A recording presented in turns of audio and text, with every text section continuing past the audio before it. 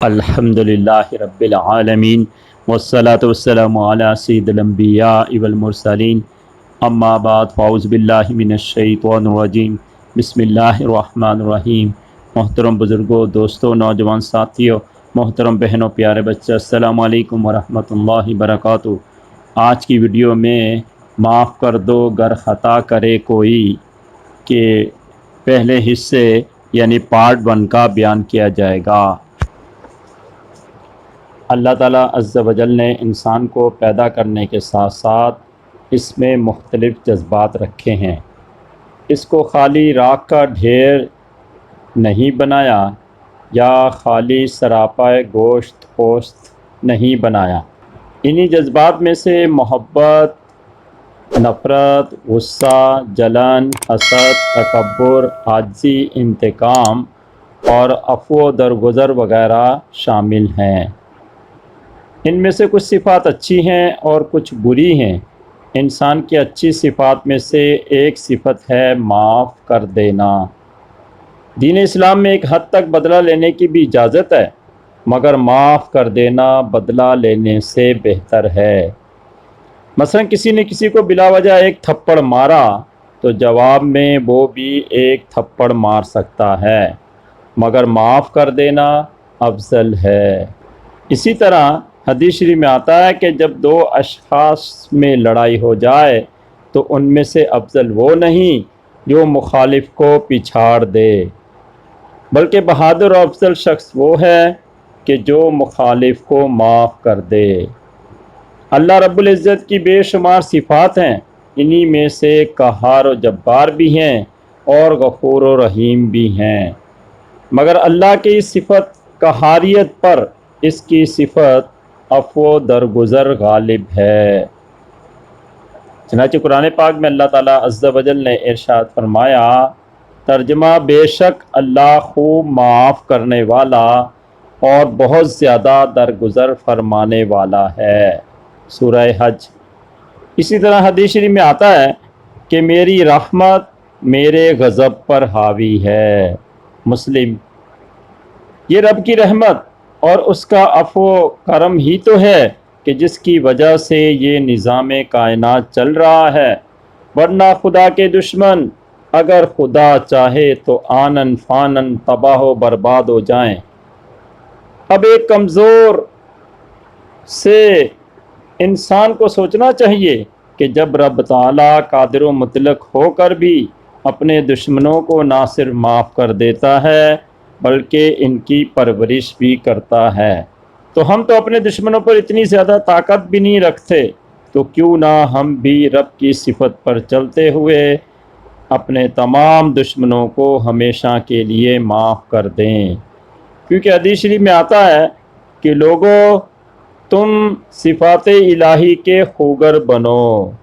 رب کی صفات کا خوگر بننے کے لیے ہمیں دوسروں کے ساتھ عفو و درگزر سے کام لینا ہوگا۔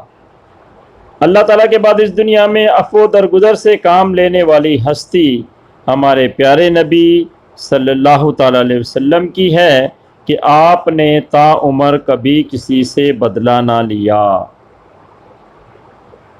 اپنے جانی دشمنوں کو بھی دل سے معاف کر دیا۔ آپ صرافہ شفقت و محبت تھے، آپ خطا کاروں سے درگزر کرتے، قصورواروں کو معاف فرما دیتے، دشمنوں کے ساتھ حسن سلوک سے پیش آتے تھے۔ خلق خدا کے دل حسن اخلاق اور عفو و درگزر سے جیت لیتے تھے۔ آپ کے عفو و درگزر کی عظیم مثال فتح مکہ ہے۔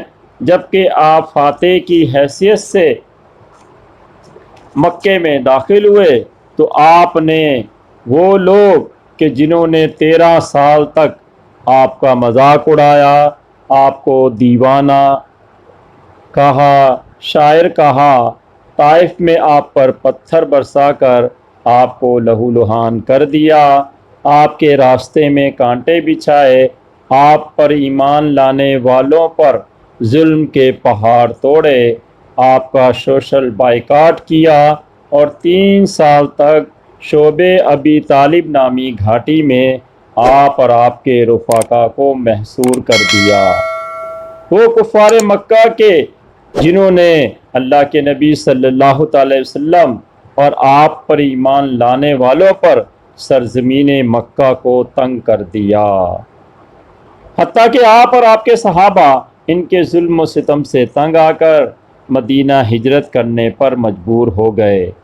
مگر صرف 10 سال کے بعد جب آپ نے بغیر جنگ و جدل کے مکہ فتح کر لیا تو چاہیے تو یہ تھا کہ آپ ان کے ظلم و ستم کے بدلے ان کی گردنیں اڑا دیتے، ان کا مال و اسباب لوٹ لیتے، ان کو جلا وطن کر دیتے، مگر دنیا نے دیکھا رحمت عالم صلی اللہ تعالی علیہ وسلم نے عفو درگزر کا پیکر بن کر ان سے انتقام لینے کے بجائے ان کو معاف کر دیا۔ پوری انسانی تاریخ میں ایسے عفو درگزر کی مثال ڈھونڈنے سے بھی نہ ملے گی۔ چنانچہ کفار قریش کا مجمع سے مخاطب ہوئے اور اللہ کے نبی صلی اللہ تعالی وسلم نے پوچھا، اے اہل مکہ، تم جانتے ہو کہ میں تم سے کیا معاملہ کرنے والا ہوں؟ وہ سب حضور علیہ السلام کی عادت و اطوار کو جانتے تھے۔ صادق اور امین کے القاب انہوں ہی نے آپ کو دیے تھے۔ بولے آپ شریف بھائی ہیں اور شریف برادر زادے ہیں۔ پھر حضور علیہ السلام نے فرمایا، میں آج تمہارے ساتھ وہی سلوک کرتا ہوں جو میرے بھائی یوسف علیہ السلام نے اپنے بھائیوں کے ساتھ کیا تھا۔ تم پر آج کوئی الزام نہیں، جاؤ تم سب آزاد ہو۔ اللہ تعالیٰ عز و جل سے دعا ہے کہ وہ ہمیں بھی اللہ کے نبی صلی اللہ تعالی وسلم کی طرح ہر معاملے میں عفو درگزر سے کام لینے کی توفیق عطا فرمائے۔ معاف کر دو گر خطا کرے کوئی۔ اس ویڈیو کا اگلا حصہ یعنی پارٹ 2 اگلی ویڈیو میں بیان کیا جائے گا۔ وما علینا الا البلاغ۔